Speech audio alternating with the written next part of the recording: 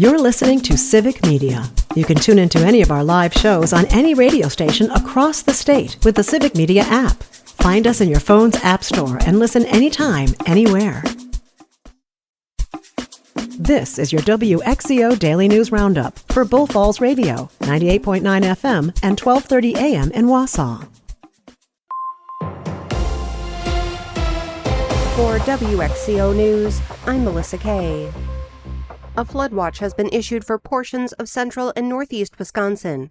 This includes Marathon, Portage, Waushara, Wood, Shawano, and Waupaca counties. It begins at 1 p.m. this afternoon and continues until 7 p.m. this evening. The National Weather Service of Green Bay alerted to the possibility of flash flooding caused by excessive rainfall. They are predicting 2 to 3 inches of heavy rain this afternoon in a short period of time. Excessive runoff may result in flooding. Remember, turn around, don't drown. A recent study finds a link between the state's weak gun laws and firearm deaths for kids. A study published last month in the Pediatrics edition of the Journal of the American Medical Association looked at gun-related deaths for kids and teens from 2010 to 2023. Researchers compared states based on the strictness of their gun laws. They picked 2010 after a Supreme Court ruling that expanded gun rights in some states. They found that states with weaker gun laws, like Wisconsin, saw an increase in firearm deaths for youth. States with stricter laws saw those deaths stay the same or go down. Categorized as endangered in 2022, monarch butterflies may be getting some help from state lawmakers. Lisa Hale has more. Monday, Wisconsin State Senator Rachel Cabral-Guevara of Appleton introduced the legislation to make the endangered monarch butterfly the Wisconsin state butterfly. The U.S. Fish and Wildlife Service says since the 1980s, over 95% of the western monarch population has disappeared. They blame habitat loss, climate change, and pesticide use. If this legislation passes, supporters hope greater awareness and support for the monarch's protection and habitat conservation will follow. When Governor Evers signed the new state budget into law, he called it a win for Wisconsin's kids and families. But childcare providers say the support for their industry isn't enough. Parker Olson reports. The new state budget spends over $360 million to stabilize Wisconsin's childcare system. It was a key demand for Governor Evers in budget negotiations with Republican lawmakers. The state funding comes as federal funding has run out. The pandemic-era relief program, Child Care Counts, has sent out its final payments. But providers say the state budget still falls short. Outside the state capitol on Friday, they describe just how fragile the industry remains. This week, I experienced one of the most difficult moments since opening. My entire staff has resigned. For 6 months, I've been trying to hire new teachers, but every qualified candidate needed a starting wage of at least $17 per hour, a rate I simply cannot offer without additional funding. That's Ashley Blackett, owner of Tiny Diny Academy in Durand, northwest Wisconsin. Advocates say the industry is being squeezed on 3 sides. Childcare is too expensive for families, too costly to run, and pays too little to retain staff. The new 2-year state budget directs money in multiple ways. Governor Evers has declared 2025 the year of the kid, and said he wouldn't sign a budget that lacked child care funding. The budget also increases special education reimbursements, though not as much as advocates wanted. Last year, voters approved a record number of school district referenda. That's according to a report from the Wisconsin Policy Forum. Corrine Hendrickson, who runs Corrine's Little Explorers in New Glarus, says that kind of pressure could backfire, especially given the way the budget is being sold by the education governor. And as soon as the schools start raising property taxes, the community no longer trusts the people that they thought they trusted. Demonstrators also delivered a letter to the governor's office Friday, saying he should call the legislature into a special session for more funding. I'm Melissa Kay for WXCO News.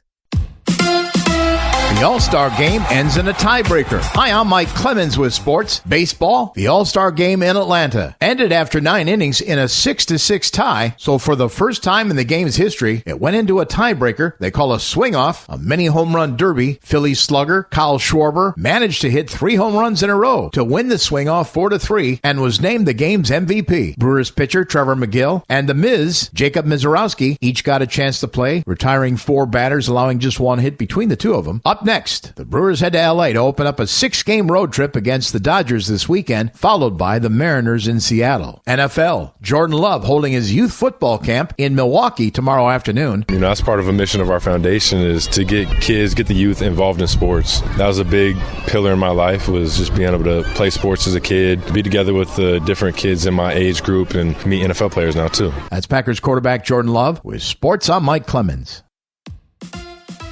On your entertainment beat, I'm Pete Schwaba. The Emmy nominations for this year are in, and if you like to laugh, here are some shows you may or may not have seen that could be worth checking out. The nominees for the Best Comedy Series include Abbott Elementary, The Bear, HBO's Hacks, Netflix's Nobody Wants This, Only Murders in the Building, Apple TV's Shrinking, and The Studio, and the offbeat cool What We Do in the Shadows. Nominees for Actor in a Comedy Series include Adam Brody for Nobody Wants This, The Studio's Seth Rogen, Jason Segel in Shrinking, Martin Short in Only Murders, and Jeremy Allen White for The Bear. Outstanding actress nominees in a comedy series include Io Edeberry from The Bear, Jean Smart from Hacks, no surprise there, Kristen Bell from Nobody Wants This, and Quinta Brunson from Abbott Elementary. Emmy nominations are in, and here are some shows nominated in the Best Drama category. Andor from Disney+, Netflix's The Diplomat, HBO has 3 nominees with The Last of Us, The Pit, and White Lotus. Hulu's Paradise, and rounding out the nominees are Apple TV's Severance and Slow Horses. Not a weak link in the bunch. Nominees for Best Actress in the drama series include Kathy Bates for Matlock, Sharon Horgan in Bad Sisters, Bella Ramsey in The Last of Us, Britt Lower for Severance, and Kerry Russell in The Diplomat. Best Actor nominees in a drama series include Gary Oldman for Slow Horses, Adam Scott in Severance, Noah Wiley in The Pit, Pedro Pascal for The Last of Us, and Sterling K. Brown for Paradise. And when it comes to the Outstanding Scripted Variety Series, you've got to like your chances, as there are only 2 nominees, Last Week with John Oliver and Saturday Night Live. The 2025 list of Emmy nominations has been released, and Ben Stiller is probably ecstatic. He's one of the executive producers of the show Severance, which brought in 27 Emmy nominations to lead the pack. 3 other shows also drew more than 20 nominations, including HBO's The Penguin, which grabbed 24 nominations. The other 2 shows that drew more than 20 were Apple TV's The Studio, which pulled in 23 nominations, and HBO's White Lotus, which also pulled in 23. Lots of TV to check out if you want to make the Emmy Awards more enjoyable. Looks like I have to give Severance another chance. The Primetime Emmy Awards, which will be the 77th, take place at the Peacock Theater in Los Angeles September 14th. The show will air on PBS and Paramount Plus and will be hosted by Nate Bargatze, if he's not too busy developing his new amusement park called Nateland. No joke. For more showbiz fun, tune into Nightlight with me, Pete Schwaba, weeknights from 6 to 8 p.m. on the Civic Media Radio Network.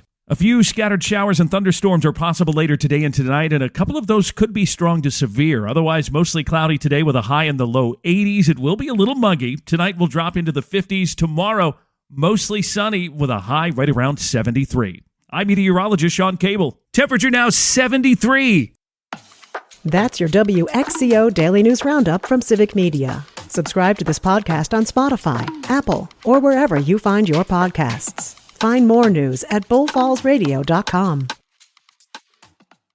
The national news cycle never stops, but it can be hard to find news about your local community. Civic Media is dedicated to providing quality local and state news coverage across Wisconsin. With the Civic Media app, you can get notifications about local stories that matter to you and your community. Find the free Civic Media app in your phone's app store and choose notifications from the menu to tell us what kind of news you want to hear about.